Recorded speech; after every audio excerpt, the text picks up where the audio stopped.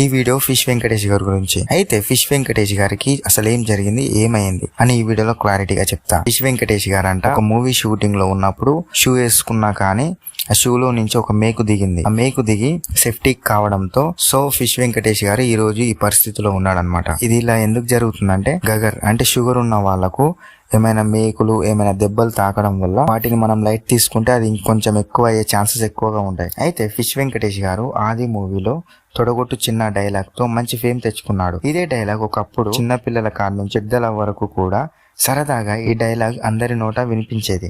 అయితే ఆఫ్టర్ ఆది మూవీ తర్వాత ఫిష్ వెంకటేష్ గారు వెనక్కి చూడకుండా ఆల్ ఇన్ వన్ గా మారిపోయాడు. ప్రతి ఒక్క సినిమాలో కనిపించేవాడు, మంచి ఫేమ్ ఉన్న హీరోస్ తో యాక్ట్ చేశాడు. కానీ ఇప్పుడు కొత్తగా వస్తున్న సినిమాలలో కనిపించడం లేదు. అంటే సినిమాస్ లో ఛాన్సులు దొరకక లేదా ఇంకేమైనా కారణాలు ఉన్నాయో మనకు తెలియదు. కానీ రీసెంట్ గా ఫిష్ వెంకటేష్ గారిది ఒక ఇంటర్వ్యూ లాంటిది వచ్చింది. ఆ వీడియోలో ఫిష్ వెంకటేష్ గారు అనారోగ్య స్థితిలో ఉన్నాడు. అలా ఉన్నా కానీ ఎవరిని సహాయం చేయమని అడగలేదు. కానీ పరిస్థితులు ఎక్కువ అవుతున్న కొద్దీ భయంతో ఒక యూట్యూబర్ కి ఫిష్ వెంకటేష్ గారు పర్సనల్ గా మెసేజ్ చేశాడు. వెంటనే ఆ యూట్యూబర్ ఫిష్ వెంకటేష్ దగ్గరికి వెళ్లి ప్రాబ్లం కనుక్కొని వీడియో తీసి యూట్యూబ్ లో అప్లోడ్ చేశాడు. దీంతో చాలా మంది సహాయం చేయడానికి ముందుకొచ్చారు. రీసెంట్ గానే ప్రొడ్యూసర్ చాదలవాడ శ్రీనివాసరావు అసిస్టెంట్ ₹1,00,000 సహాయం చేశారు. సో గైస్, దేన్నైనా సరే మనం అవాయిడ్ చేయడం మంచిది కాదు.